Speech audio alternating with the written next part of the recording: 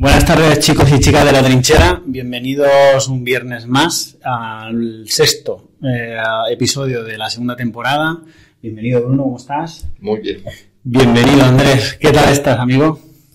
Muy bien, muchísimas gracias por venir. Y bueno, Andrés es una de las personas que lleva una carrera profesional de muchísimos años de experiencia en el mundo de los datos. Y creíamos que era la persona adecuada para tratar el tema de que nos trae hoy aquí, ¿vale? Que es conectando el futuro, los datos en proyectos con tecnología IoT. Pues nada, Andrés, preséntate un poquito más y entramos ya en harina, ¿vale? Hola a todos. Mi nombre es Andrés Alonso, soy Data Product Owner en Malbox. Básicamente mi trayectoria, como dice Enrique, se ha desviado de un ingeniero de software hace aproximadamente unos 12 años al mundo de los datos, empezando con lo que en esa época no era muy famoso del Business Intelligence y cómo aplicar los datos a la toma de decisiones y convertir una organización en decisiones basadas en datos. Y todo lo ha llevado a diferentes evoluciones en curso profesional, desde un data engineer hasta ahora que soy productor. Esto es en breve resumen de mi trayectoria. Ya hablaremos un poco más, sin duda. Muy bien. Oye, pues entrando un poco en harina, vamos a hablar de esto, que IoT, que significa Internet de las Cosas. Y a mí sí que me gustaría, yo supongo que la mayoría de la audiencia estará familiarizada, pero sí que me gustaría que nos dieras tú una definición tuya de para ti el IoT qué es. Y luego sí que me gustaría empezar a partir de la definición que des, que también nos expliques dentro del mundo que trabajabas con los datos, este Internet de las Cosas, como con el Business Intelligence de toda la vida, cómo se utilizan los datos de allí, qué es lo que se hace con eso. Bueno, pues, a ver, sobre todo eso bastante claro, pero se nos hace un poco inimaginable el potencial que hay detrás de lo que es el Internet de las Cosas, ¿no? Normalmente nosotros vemos un aparato y no nos imaginamos ese aparato que está en la casa, sea un router, sea un ordenador o una bombilla que esté conectada a la red Wi-Fi. Y nos imaginamos simplemente un dispositivo que se enciende y se apaga cuando le das un comando. Detrás de esos aparatos hay un inimaginable mundo de sensores, detalles, dispositivos y elementos tanto de hardware como de software que emiten información de una manera que sea periódica o ante algún cambio, que simplemente poder monitorizar ese elemento en cada unidad de tiempo, ¿no? Y poder asumir, aprovechar esa información para llevar a la toma de decisiones en cuanto a dispositivos, empresas, personas, gestión, organización de cualquier tipo de organización o de equipo, ¿no? ¿Qué cambio ha habido desde un Business Intelligence antiguo al IoT actual, ¿no? Anteriormente, los datos que manejábamos, movíamos, analizábamos y sobre los cuales tomábamos las decisiones, se basaban en una serie de transacciones bastante puntuales y bastante, ¿cómo decirlo?, atómicas, ¿no? Se compra un jersey, se compra un disco, se compra un alimento, se hace un tipo de transacción y se registra en una base de datos. Hasta hace aproximadamente unos 10 o 15 años, este es el único comportamiento de los datos que podemos analizar. Por lo tanto, el cómo tomábamos ese comportamiento, esas compras o esas transacciones en una base de datos relacional, era la mejor información que podíamos obtener de lo que los clientes o los usuarios hacían o como palabras utilizaban de nuestros productos de datos. No estamos muy cerca de la cantidad de información que ahora procesamos cuando cada uno de los dispositivos que están conectados a la red genera en cada momento datos. Por poner un ejemplo de la diferencia. Hace mucho tiempo, cuando hablábamos de bases de datos, a nosotros nos parecía ya un número exorbitante hablar de 1 millón de transacciones al día. De transacciones o de ventas o de lo que sea de transacciones que tuviese una empresa, que de por sí suponía un reto en una base de datos relacional, ¿no? Ahora, hoy en día, igual, por ejemplo, movemos al día de los cargadores que están distribuidos en el mundo más de 6.000 millones de registros. ¿Cómo? Solamente 100.000 cargadores, solamente 100.000 cargadores que están distribuidos a todo el mundo y mueven la nimiedad de 6.000 millones de registros al día.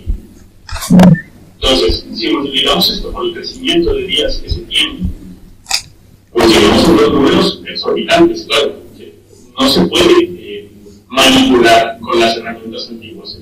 Entonces, ha habido una revolución en cuanto a eso. Entonces, ha salido el Big Data y han salido las distintas herramientas, la Lake, el Lakehouse, que nos permiten atacar una cantidad ingente de datos para poder entender comportamientos y poder llegar inclusive a elementos como predecir un futuro comportamiento erróneo o a número no esperado, o que por lo menos podamos anticiparnos y reducir el tiempo que vaya de un producto.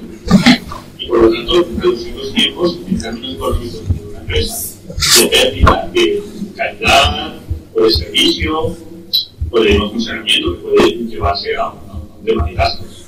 Entonces, el cuento ha sido brutal, ¿no? Exponencial. Si me permitís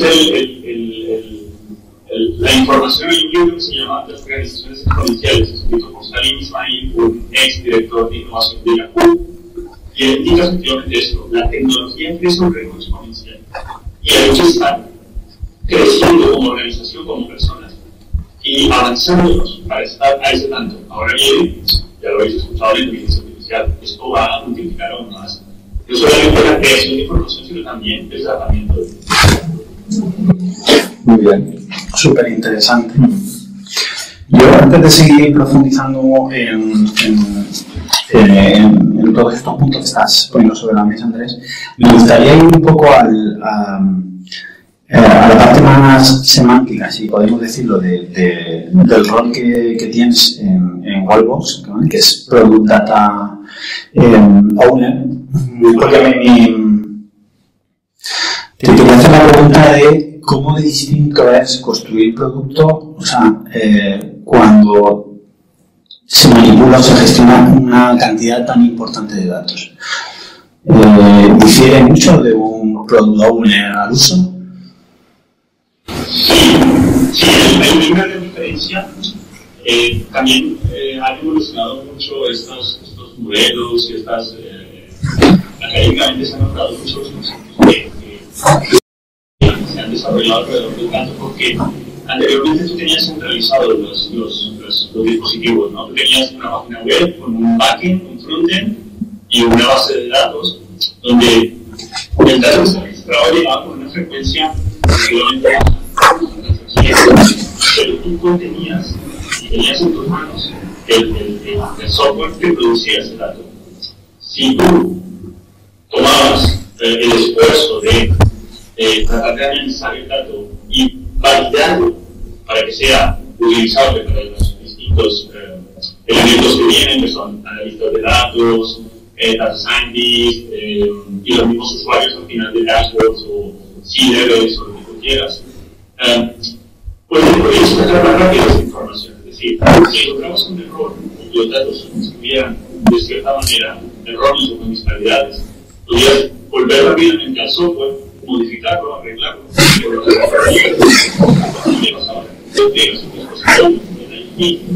el dispositivo lo compra alguien, se lo lleva, y tú ese dispositivo a nivel de hardware no puedes tener ningún contacto, solamente podrías llegar a tener un contacto a nivel de software.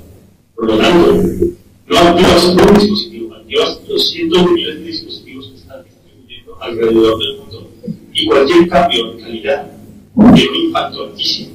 Entonces, como Product Owner, tienes que valorar muy bien y ponerte en las necesidades y los requerimientos conocimientos de todos los usuarios, tanto los usuarios finales del dispositivo como los usuarios internos de la empresa, que analizan y usan esta información para la toma de decisiones para asegurar la calidad del producto. Estamos hablando del dato como producto.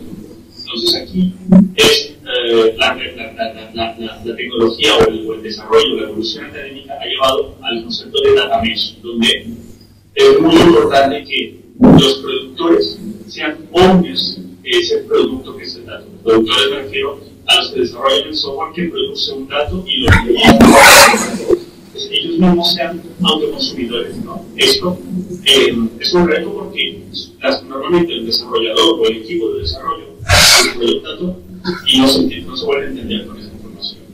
Pero si tú lo llegas a convencer y lo llegas a traer a tu equipo de análisis de datos, y le explicas por qué es importante que el producto dato sea de alta calidad, fiabilidad, estabilidad, y que tenga los contenidos que necesitas para luego tratarlo. En ese momento es cuando el dato adquiere toda la potencia que necesita, ¿no? Porque estás dando de calidad a un producto tal como si lo hicieras tú, como si tú produjeras un coche, o como si produjeras un electrodoméstico, o como si produjeras una vacuna. Le tienes que poner todos los controles de calidad para asegurar el mayor o el mejor resultado a ese dato. Entonces, en este momento es cuando el Data Product Owner tiene que entrar y hacerle ver a todos los distintos estamentos, a todos los distintos equipos y todos los puntos donde ya el dato desde que nace hasta que se explota y poner en consenso toda esta valoración y todo este tratamiento del dato. Qué interesante, tío. La verdad es que me has hecho reflexionar y efectivamente no llegamos a entender bien, dependiendo de qué industria, las repercusiones que tiene, pues eso, poner en el mercado una serie de productos y garantizar durante todo el ciclo de vida que el desarrollo del software, todos los datos que vas a ir tomando, sigan siendo importantes para la solución. Sí, pero además de ese reto o de esa, no sé si decirlo dificultad o simplemente de ese desafío que pone el IoT encima de la mesa, a mí también se me está ocurriendo que hay otra dificultad en el tiempo que toma analizar y procesar los datos, porque en el business intelligence tradicional, pues dado a que las cosas cambiaban un poco más lentas, pues una cosa que se solía hacer es se solían sacar los típicos informes en PDF que una vez a la semana los llevabas a un comité, se analizaban y las personas tomaban decisiones. Luego habían pues, datos que se analizaban con carácter trimestral, es decir, todo iba con un tiempo tal. Ahora, si tú me estás diciendo que ese volumen de transacciones se multiplica perfectamente por 100, eso quiere decir que tomar decisiones tan lentas hace que las decisiones las acabas de tomar y se toman obsoletas. Entonces, me gustaría un poco que nos explicaras cómo se resuelve este reto de tener que tomar las decisiones más rápidamente. En el aspecto industrial, se está aplicando últimamente muchas tecnologías y se lleva cada vez más también toma mucho del desarrollo del software. El desarrollo del software hemos visto la evolución de los monolitos a los microservicios y ahora estamos migrando a los eventos. El evento es la unidad también atómica a nivel de datos que se tiene que valorar y se tiene que dar la mayor calidad a estos eventos. Entonces, se están desarrollando o se han recomendado maneras de trabajo, marcos de trabajo, como el esquema registry, donde se llegan a contratos de acuerdos entre las partes, donde siempre se tiene que respetar una estructura, una definición y una serie de políticas y parámetros que los datos tienen que cumplir. Pues, algo dice Bruno, efectivamente, si yo ahora corrijo un software o hago algo en un software, una versión,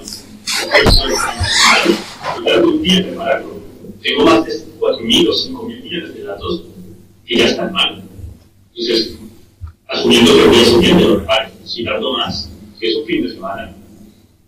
Estamos entrando en un tema pues mucho más de mayor impacto, ¿no? De mayor envergadura. Entonces, no puedes esperar a que el ciclo de vida del dato llegue al final para validarlo. Tienes que hacerlo desde el momento cero, ¿no? Entonces, en estos momentos, el approach, el enfoque que se le intenta dar institucionalmente a las organizaciones es que cada una de las partes tenga una responsabilidad, pero sobre todo que desde el origen el orden del dato sea el mismo creador. Antiguamente el orden del dato eran los equipos de analítica que estaban al final de la cadena de datos, donde tenían unas bases de datos que procesaban las transaccionales y tenían el data warehouse, y estos eran los dueños del dato. Entonces tenían que hacer cualquier cantidad de tratamientos, el típico ETL, el típico data quality, todos estos elementos, todos estos procesos de tratamiento, limpieza y cuidado del dato, lo hacías al final de la cadena. Ya no puedes darte estos lujos porque pierdes demasiado tiempo.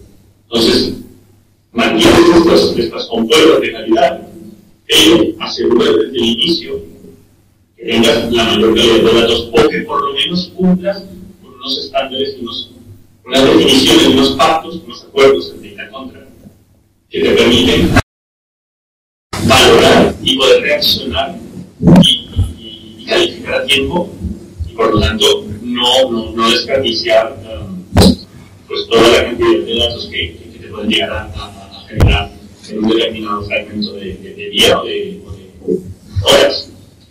Y esto es lo que las empresas ahora tienen que empezar a valorar y se está llevando cada vez más la idea de que el dato tiene que pertenecer a todos y no solamente al equipo de datos.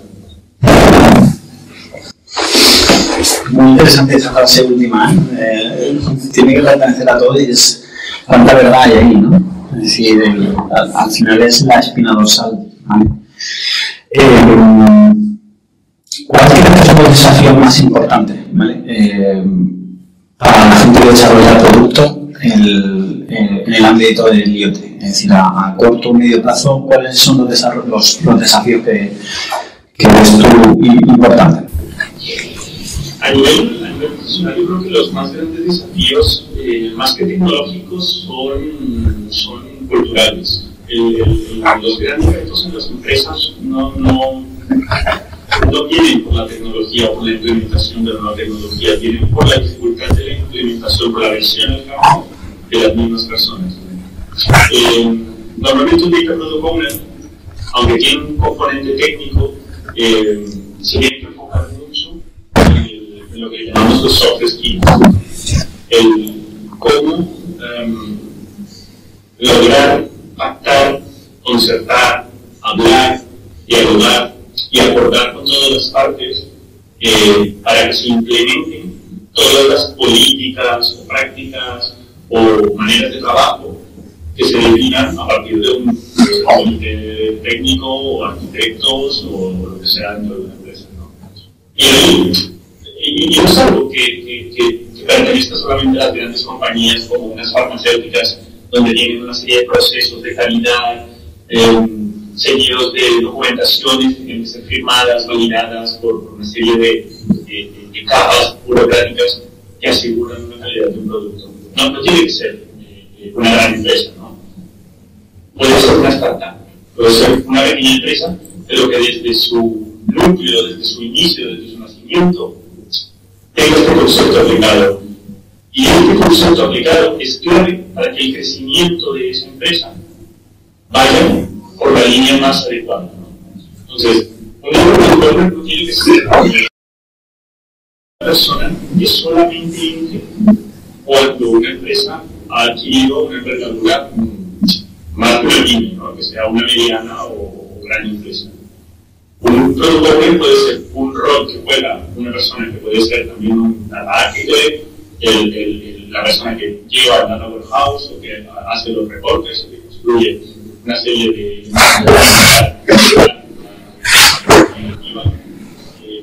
y que asegure que todos los datos son, efectivamente, como lo mencionaste, Enrique, antes, son responsabilidad de todos y por lo tanto todos tenemos que cuidar de ellos. Entonces, el enfoque a mediano plazo será más cultural a nivel de personas. Y yo creo que a largo plazo viene una gran revolución con la tecnología de la inteligencia artificial y todos los saltos que se están empezando a dar. Porque ya algunos casos de uso que estamos viendo hoy en día es que la inteligencia artificial nos puede llevar a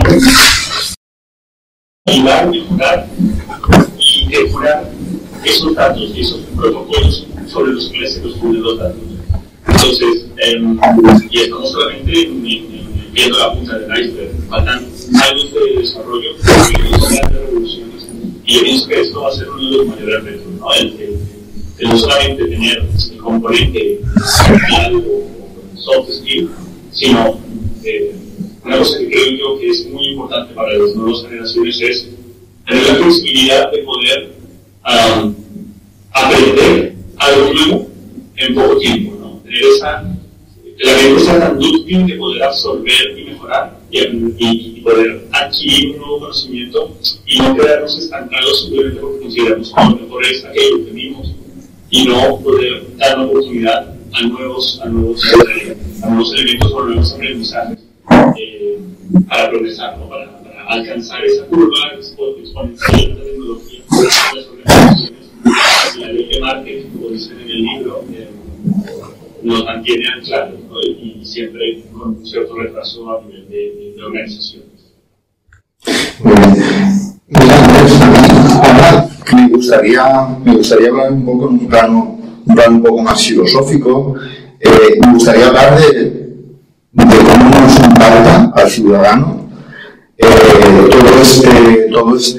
esta aparición de dispositivos que generan datos que, bueno, en algunas ocasiones son lo que hacéis en vuestra empresa, son los cargadores, pero hay veces que son, tú mismo lo has dicho, que es el router que tienes en tu casa, o que son las bombillas, o que es cualquier cosa, o el típico asistente de voz, o el Alexa, o el Echo que podamos tener en casa.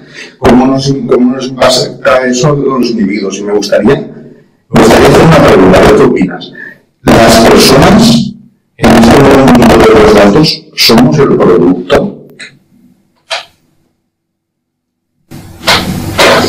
Es una buena pregunta. Yo pienso que más que las personas como tal, es nuestras acciones, es cada momento de nuestra vida, ¿no? Piensa los smartwatches, los coches eléctricos, todo cada vez más obviamente son diferentes empresas. Tendría que ser buscar un apocalipsis tecnológico para que toda una gran empresa Google y te pueda vigilar a nivel de datos. Entonces aquí entramos en un aspecto, como tú mencionas, Bruno, filosófico, como la privacidad y la seguridad, ¿no? El aspecto de mantener que anónimo del medio de tal nivel de generación de datos va a ser clave, ¿no? Va a ser uno de los aspectos que más se valoren a nivel empresarial en el futuro. Y otro aspecto que yo pienso que a nivel más como sociedad va a empezar a surgir, y lo hemos visto a partir, por ejemplo, de escasez de petróleo, la tendencia ahora hacia el coche eléctrico, y lo viviendo la empresa, ¿no? Es que la energía va a empezar a ser el nuevo elemento y la nueva moneda de cambio. ¿Por qué te digo eso? Porque se está empezando a desarrollar tecnológicamente no solamente el cargador que lleva la corriente de la red eléctrica al coche, sino el bidireccional, es decir, el coche te permite mantener tu casa. Imagínate una revolución social donde en un futuro tu casa tenga unos paneles solares. Con estos paneles solares alimentes el coche de día, además de mantener tu casa, y por la noche el coche te mantenga la electricidad de tu casa. Empieza a haber un cambio absolutamente radical a nivel de la red eléctrica, ¿no? Si la red eléctrica empieza cada vez a ser un puente o un sistema de interconexión más que un sistema de aprovisionamiento, la revolución económica y social que se viene del autoconsumo es cada vez mayor. Te voy a decir unos números que son bastante sorprendentes y cuando entré a Webus me los dijeron y me sorprendieron. Un coche eléctrico puede mantener la electricidad requerida por una casa entre 3 y 5 días. Eso puede cambiar el mapa económico mundial, ¿no? Falta mucha revolución, falta mucha infraestructura, aún estamos en los comienzos, pero a nivel social esto va a ir creciendo y va a tener una revolución que nos va a dar muchos más elementos, ¿no? Así también pondrá en jaque temas como la privacidad y la seguridad. Pero yo creo que las revoluciones pueden tener estas dos vertientes, ¿no? ¿no? El hierro no es malo porque sea hierro, el hierro es malo porque se usa para el o porque se usa para el servicio. Entonces, el cómo se apliquen y cuáles son las éticas que vayan detrás de las personas y de las organizaciones va a ser un elemento clave, y se vienen tiempos de grandes desarrollos y tiempos emocionantes, considero yo, a nivel tanto de tecnología como de datos. Y muchas oportunidades que tenemos todos a nivel del ciudadano de subirse a la ola y de al final mejorar su vida en algún aspecto, como también desde el punto de vista del emprendedor, porque entiendo yo que esto es un universo de vete inventando nuevos modelos de negocio, porque aquí, combinando ya esta cosa que es tan etérea como el dato con una cosa que es tangible, que es hardware, que son los dispositivos, pues ya muy interesante. Pues yo, Andrés, voy a hacerte una pregunta que es que me tengo un montón de hacértela porque no suelo hablar de estos temas con gente que viva en el mundo del desarrollo del producto físico, sino que nos movemos más en un ambiente del desarrollo del producto, pues eso, aplicaciones, apps y demás. En tu caso tienes algo especial, ¿no? En tu rol dentro de Wallbox, que por un lado tenéis fabricante de dispositivos físicos que tienen unos ciclos mucho más largos, tienen procesos de homologación, entiendo, ¿no? Que se rigen por estándares de fabricación quizá más pegados a lo que es la idea ingenieril inicial, ¿no?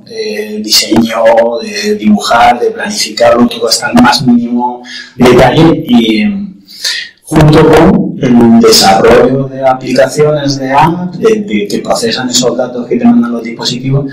Entonces, creo que es algo que me muero de curiosidad por saber cómo convergen estos dos mundos en el desarrollo del producto.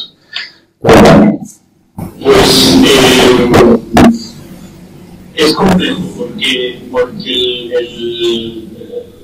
al final es una empresa y una empresa necesita no parar implica desarrollar, evolucionar, mejorar constantemente. Y no puede desarrollarse a la misma velocidad software que hardware. El gran problema y tal cual lo has dicho, Enrique, es cómo poner estos procesos, cómo se mantiene una evolución de hardware que no impacte en el software, que una nueva release de software no impacte en el hardware. Entonces, aquí tienes que establecer procesos de validación como los que conocemos. Nosotros que venimos del grupo, del mundillo del software, sabemos que tenemos un proceso de desarrollo y validación, el continuous integration, continuous development, pero claro, tú no lo puedes llevar en hardware. Entonces tienes que alinear, buscar sincronizar o de alguna manera paralelizar estos dos procesos y las líneas de validación en las plantas manufactureras. Un equipo que conozca no solamente de hardware, sino el gran conocimiento de software y de datos, porque además a nivel de sensores, un cargador puede llegar a tener hasta 300 sensores. Por sensores me refiero a sensores físicos y sensores digitales, ¿no? Elementos de medición digital de algún cambio en cualquiera de los componentes, sea de hardware o de software. Cambios de temperatura, cambios de electricidad, esos son sensores físicos, los de toda la vida.